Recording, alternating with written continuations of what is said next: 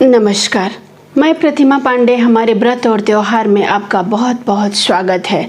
आज हम बात करेंगे कि पितृदोष क्या है, इसके लक्षण कैसे होते हैं और इसके बहुत ही सरल उपाय जो कि सभी लोग आसानी से कर सकेंगे। आज सबसे पहले हम जानेंगे कि पितृदोष है क्या। अगर आपके पास आपकी कुंडली है तो आप अपने कुंडली को खोलें और देखें कि कुंडली के 12 भाव में अगर किसी भी भाव में सूर्य और राहु एक साथ हैं तो वो पितृदोष माना जाता है। हमारे शास्त्रों के अनुसार सूर्य और राहु जिस भी भाव में एक साथ बैठते हैं उस भाव के सारे फल नष्ट कर देते हैं।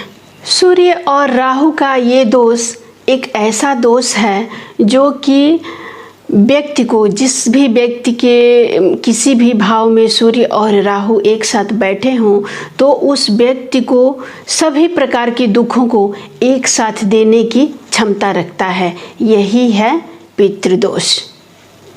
जिसके पास कुंडली नहीं है वो कैसे जानेगा कि पितृदोष क्या है, चाहे वो देख नहीं पाता है, चाहे नहीं है कुंडली। तो उनके लिए हम 2-4 ऐसे लक्षण बताएंगे जिनकी वजह से वो जानेंगे कि हमारे परिवार में चाहे हमें पितृदोष है या नहीं है। इन लक्षणों में से अगर कोई भी एक लक्षण आपके ऊपर आ रहा है तो आप समझ जाइए कि आपके घर में, परिवार में, चाहे आप में पितृदोष है। अब हम जानेंगे कि पितृदोष के लक्षण क्या हैं। जिसके पास कुंडली नहीं है वो लोग लक्षण की वजह से ये जान पाएंगे कि हमारे घर में पितृदोष है या नहीं है। तो सबसे पहले नव दंपति जो शादीशुदा हैं वो माँ पिता बनना चाहते हैं तो जिस भी व्यक्ति की कुंडली में पितृदोष होगा उनको संतान सुख में बहुत प्रकार सी बाधाएं आएंगी। वो बाधाएं कैसी भी हो सकती हैं। तो अगर बहुत प्रकार से संतान सुख में बाधा आ रही हो तो आप समझ जाइए कि ये पितृदोष है। जो भी व्यक्ति नौकरी वाले हैं उनके लिए परेशानी होगा कि वो मेहनत बहुत करेंगे लेकिन उसका फल बहुत ही कम प्राप्त होगा और प्रमोशन में भी बहुत बाधाएं आएंगी।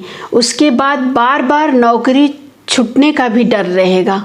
और जो लोग व्यापार करते हैं उनके व्यापार में मेहनत के बावजूद भी अगर बार बार नुकसान हो, हानि हो तो समझ लेना चाहिए कि हमारे कुंडली में पितृदोष है। अगला लक्षण है कि अगर आप अपने परिवार के साथ रहते हैं तो उस परिवार में किसी न किसी भी व्यक्ति का हमेशा तबीयत खराब रहता रहेगा। तो इसकी वजह से आपको हमेशा कुछ न कुछ टेंशन हुआ रहेगा। तो आप समझ जाइए कि ये भी पितृदोष के लक्षण है। अगला लक्षण है कि अगर आपके परिवार में शादी योग्य बच्चे हैं और उनकी शादी नहीं हो पा रही है, कई प्रकार की बाधाएं आ रही हैं, तो आप समझ जाइए कि आपके परिवार में पितृदोष है। इस प्रकार से इन सभी प्रकार के दोषों से आप छुटकारा पाना चाहते हैं तो मैं बहुत ही सरल उपाय लेकर आई हूँ जो सभी लोग बहुत ही आसानी से कर पाएंगे।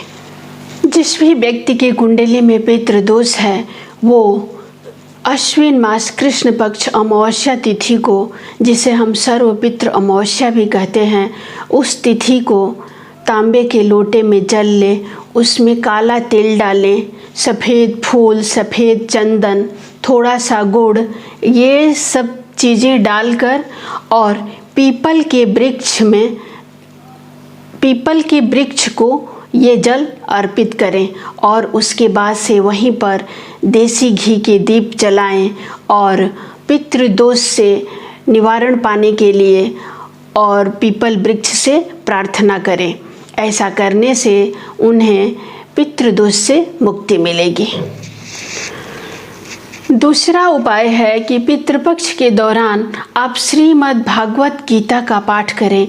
अगर संपूर्ण श्रीमद् भागवत गीता का पाठ नहीं कर पा रहे हैं तो श्रीमद् भागवत गीता के 11वें अध्याय का पाठ अवश्य करें। इससे आपके पितृदोष दूर होंगे। अगला उपाय है कि पूरे पितृपक्ष के दौरान आप गाय को गुड़ और रोटी खिलाएं। ऐसी मान्यता है कि गाय में 33 कोटि देवता निवास करते हैं, पितृ निवास करते हैं। तो गाय को रोटी खिलाने से आपके पितृ तृप्त होंगे और आपको पितृदोष से मुक्ति मिलेगी। अगला उपाय है कौवा को रोटी दें। ऐसी मान्यता है कि पितृपक्ष के दौरान हमारे पितृ लोग कौवे के रूप में हमारे पास आते हैं, इसलिए पितृपक्ष के दौरान कौवे को रोटी खिलाने से पितृ तृप्त होते हैं और हमें आशीर्वाद की प्राप्ति होती है, जिसकी वजह से हमारे कुंडली में, हमारे परिवार में अगर पितृदोष है तो वो समाप्त हो जाता है। मैंने जो भी उपाय बताया है पितृदोष के लिए वो बहुत ही आसान है, हर कोई आसानी से कर सकता है। आप सभी लोग पितृपक्ष के दौरान इन आसान उपायों को करें और अपने पितरों से आशीर्वाद को प्राप्त करें। अगले वीडियो में हम फिर एक नई जानकारी के साथ आपके पास उपस्थित होंगे। नमस्कार।